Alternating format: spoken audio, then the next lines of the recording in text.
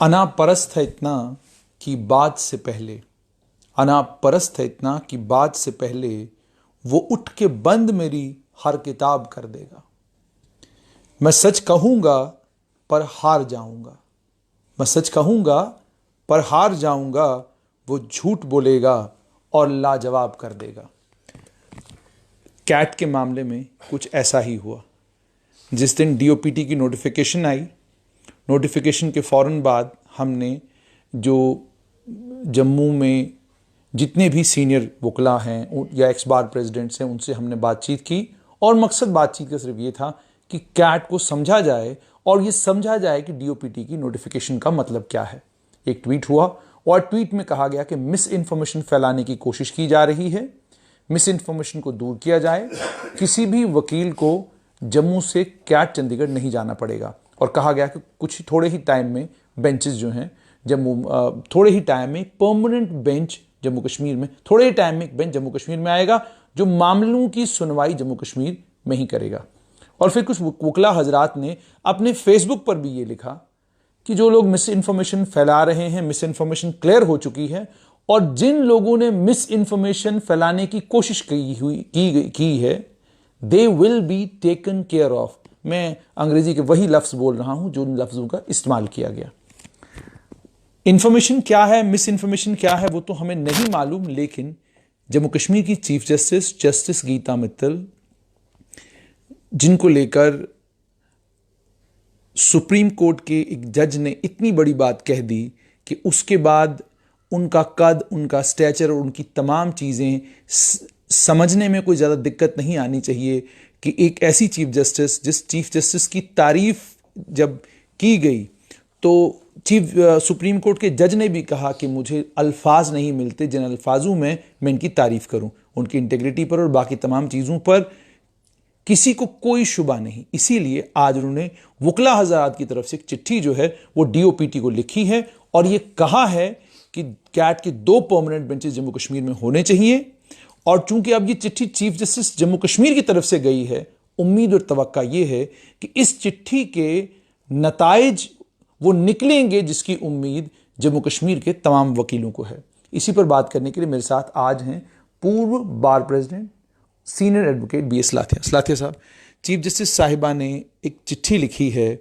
अब ये मान लें कि ये कंट्रोवर्सी जो है यहीं पे ख़त्म हो गई। अब चूंकि उनकी तरफ से चिट्ठी गई है तो वो तो जाहिर सी बात है डीओपीटी को उसको बहुत सीरियसली लेना पड़ेगा। देखें, मैंने आज सुबह ये लेटर पढ़ी, उनकी पेपर में आई थी, तो मैं अपने वकला जितने भी हमारे JNK के लद्दाख के वकला हैं उनकी तरफ से चीफ जस्टिस साहिबा को मुबारकबाद देता हूँ कि उन्होंने वकीलों की तर्जमानी की है।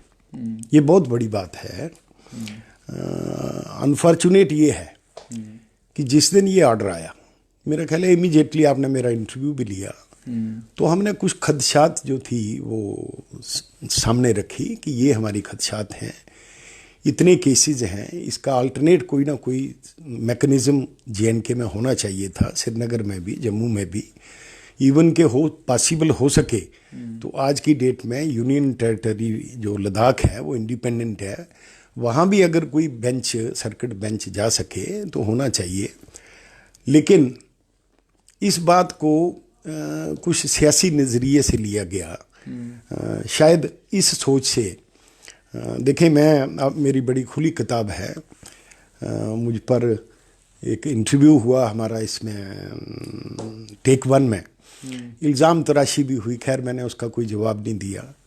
ये कहा गया कि मैंने आज़ाद साहब का फ़ोटो लगाया है आज भी अपने घर में, इसमें कोई शक नहीं। मैं जिनके साथ रहा, मैं हमेशा लॉयल्टी के साथ रहा, और वो जो वक्त रहा वो वक्त एक हिस्ट्री होती है। मैं गुलाम नबी आज़ाद का चीफ इलेक्शन एजेंट रहा, वो एक हिस्ट्री है। इस बात को मैं पेंट नहीं कर सकता, कभी मिटा नहीं सकता, ना ही इस बात से मैं कभी झिझकता हूँ कहने में कि मैं रहा हूँ।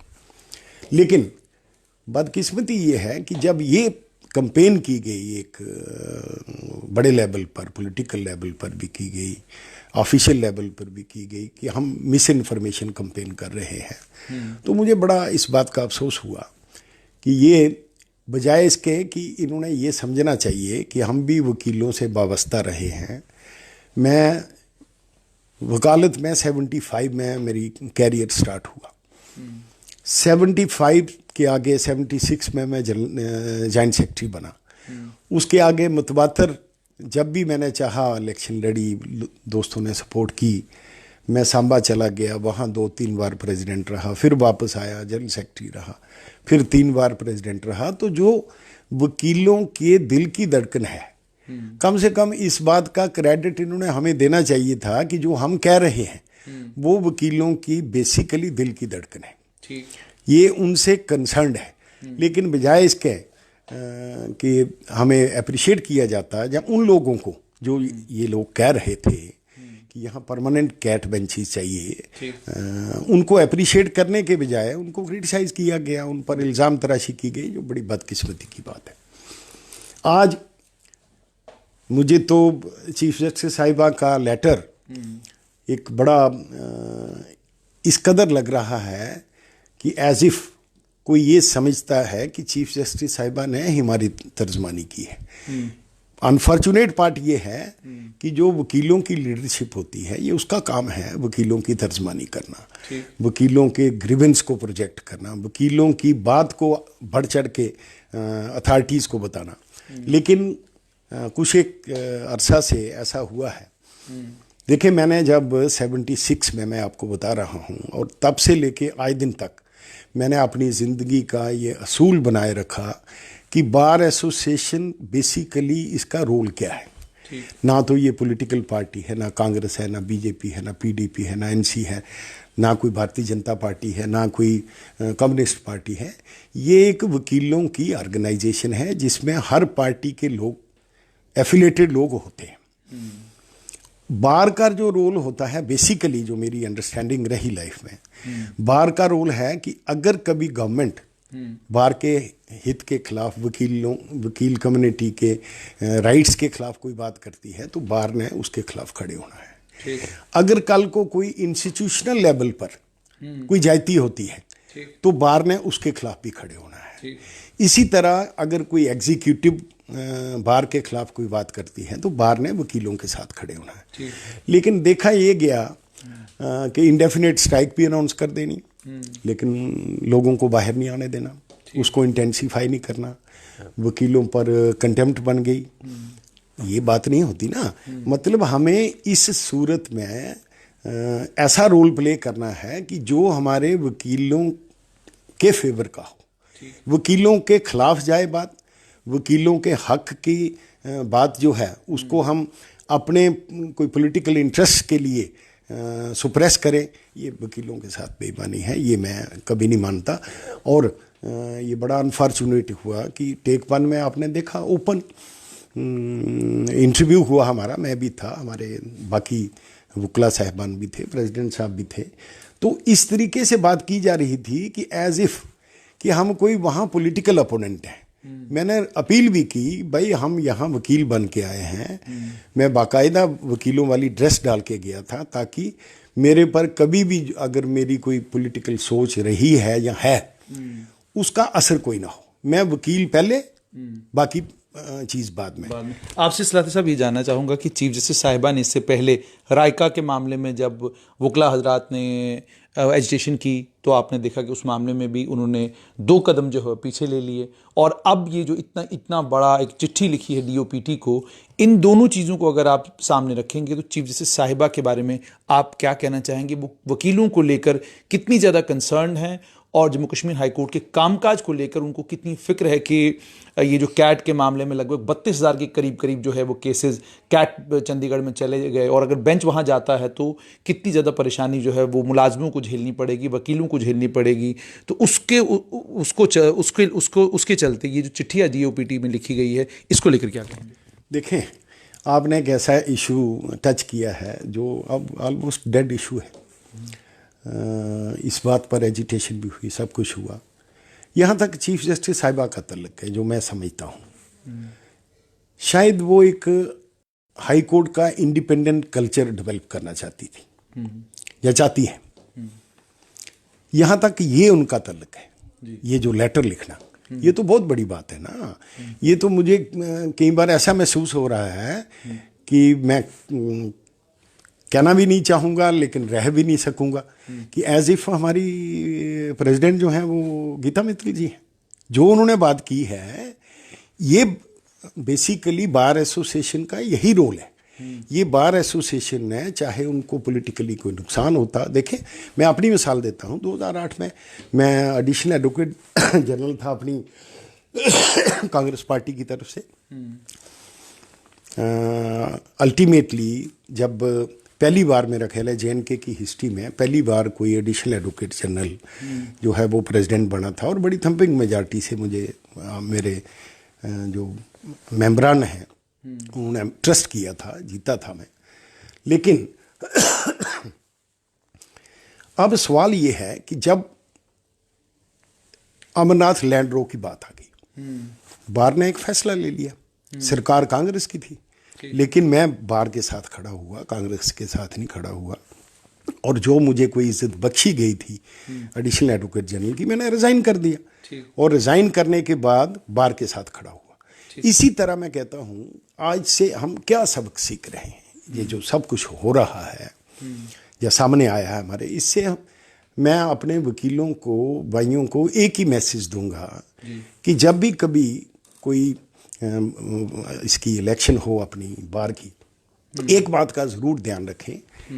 अगर तो पॉलिटिकल आदमी इतना अपराइट हो कि जिस ऑर्गेनाइजेशन ने उसको बनाया है वो उसके साथ खड़ा हो और पॉलिटिकल इंटरेस्ट को सेक्रीफाइस करे, फिर तो कोई फ़र्क नहीं पड़ता। लेकिन देखने में ये प्रैक्टिस में नहीं है।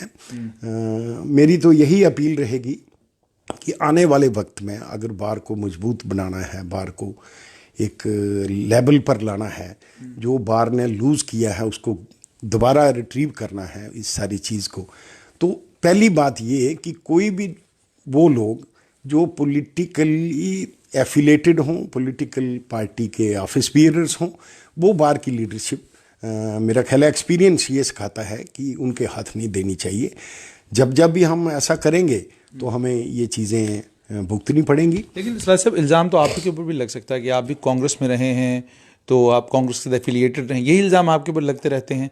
तो आपके लिए ये कानून क्यों लागू नहीं होता और बाकियों के लिए आप ये कानून क्यों लागू करें? देखिए ना, मैं 2 बार तो कांग्रेस के टाइम में अपना 2008 में और 2010 में जब मैं दोबारा बना, उस समय भी एजिटेशन हुई, रजिस्ट्रेशन की एजिटेशन उसी समय हुई थी। और 1 महीना हमने पूरा जम्मू प्रोविंस बंद करके, मियाँ क्यूम थे श्रीनगर से, बारामूला से, सभी जगह से सपोर्ट गैदर करके, क्योंकि वो वकीलों के हित की बात थी कि जो रजिस्ट्रेशन वर्क है वो जुडिशियल ऑफिसर्स के पास रहना चाहिए। तो सभी जब वकील इकट्ठे हुए तो हमने सक्सीड किया और रजिस्ट्रेशन को नहीं जाने दिया। आज क्या हुआ, कोई ज़्यादा कमेंट करने की ज़रूरत नहीं है, आपके सामने है। लेकिन जो चीफ जस्टिस साहिबा ने किया, मैं बार बार ये कहूँगा कि आपने एक बड़ा मुझे अच्छा मौका दिया है इस लेटर के बारे में कमेंट करने का। तो मेरा यही कमेंट है कि जो चीफ जस्टिस साहिबा ने एडमिनिस्ट्रेटिव साइड पर किया है, वो वकीलों की बेसिकली धड़कन है दिल की। अच्छा, अब क्या वो कश्मीर का वकील हो, क्या वो जम्मू का हो, क्या वो मेरी जितनी जगह भी बात हुई है, सभी वकीलों की ये ख्वाहिश थी कि अगर, क्योंकि कैट की जो ट्रांसफ़र है ये तो 2011 में क्लियर हो गई थी, नवंबर 2011 में। हमने कोई इकदाम नहीं लिए इसको रोकने के लिए, या कि कोई परमानेंट स्ट्रक्चर यहाँ इन प्लेस हो, इसके लिए कोई बात नहीं की। ये क्लेम किया गया, टेक 1 में ये क्लेम किया गया कि मैंने बार की तरफ से ये क्लेम किया गया कि मैंने चिट्ठी लिखी है कि ये जो आपने नोटिफिकेशन की है इसमें अमेंडमेंट लाओ। आज दिन तक वो लेटर सामने नहीं आई। चीफ जस्टिस साहिबा ने लेटर लिखी, सामने आ गई सभी की। अब हम कैसे ये कहें कि चीफ जस्टिस साहिबा की लेटर जो है वो वकीलों के हक की नहीं है? बिल्कुल, मैं तो कहता हूं कि हम बड़े मशकूर हैं, इन्होंने ऐसी बात की है। और जब जब भी ये वकीलों के हक की बात करेंगे और वकीलों की सराहना करेंगे, वकीलों के राइट्स को प्रोटेक्ट करने के लिए करेंगे, तो हम हमेशा, हमारी पॉलिसी रही है कि हमने कभी भी बार के साथ कोई कन्फ्रंटेशन की कभी पॉलिसी नहीं अडॉप्ट की। हाँ, अगर कल को कोई इंस्टीट्यूशनल लेवल पर वकीलों के खिलाफ कोई ऐसी मिस इन्फॉर्मेशन कंपेन चलाई जाए या वकीलों के इंटरेस्ट के खिलाफ कोई बात की जाए तो नेचुरली वो तकरार तो होगा ही उस बात का, लेकिन वो तब जब वकीलों के खिलाफ कोई बात हो।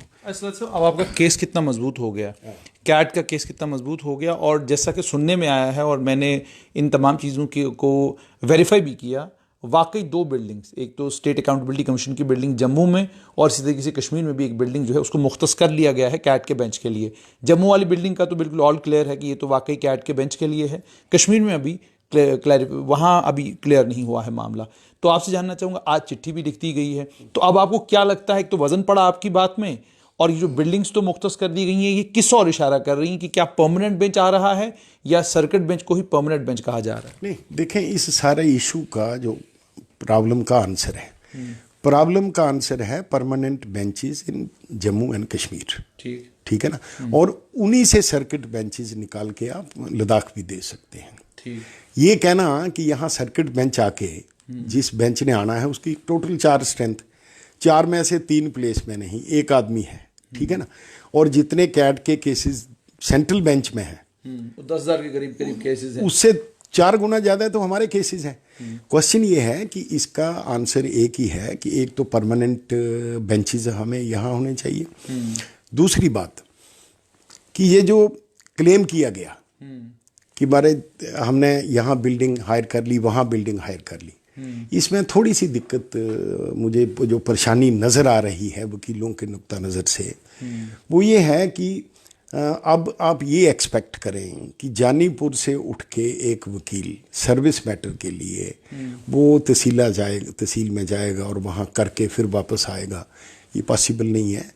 इस सूरत में अगर परमानेंट बेंचेस बनाने हैं तो वो जहाँ भी हाई कोर्ट की सीट हो उसके आगे पीछे, इसमें ये मैं कह सकता हूँ कि वॉकिंग डिस्टेंस हो, कि वकील जैसे एक कोर्ट से दूसरी कोर्ट में जाता है वैसे ही वो हाई कोर्ट से निकल के कैट बेंच में भी होके वापस आ सके। अब देखें, हमारा ATF है, आर्म्ड फोर्सेस ट्रिब्यूनल, ये उन्होंने सुंजमा में बनाया है। एक तो वो आता कितनी बार है, दूसरा वहाँ आने जाने की रिस्ट्रिक्शन इतनी है कि मुझे 10 बार वकीलों ने ये कंप्लेंट की, हालांकि मैं प्रेसिडेंट नहीं था, तो उन्होंने ये कंप्लेंट की कि वहाँ आने जाने में इस कदर मतलब उनकी ह्यूमिलेशन होती है, वकील को अंदर अपनी फाइल ले जाने और बुक्स ले जाने में बड़ी दिक्कत आती है।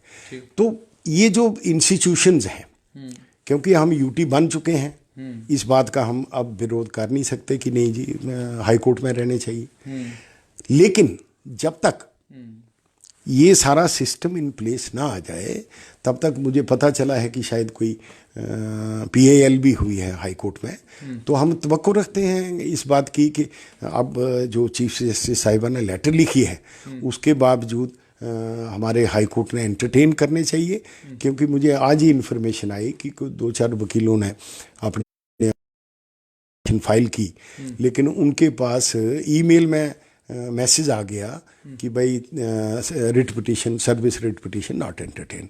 तो ये जो इंटरनेम पीरियड है, हम इसी बात के लिए तो शोर डाल रहे थे कि भाई आपने क्या सोचा, आप क्यों हमें इल्ज़ाम तराशी कर रहे हैं कि हम मिस इन्फॉर्मेशन कर रहे हैं।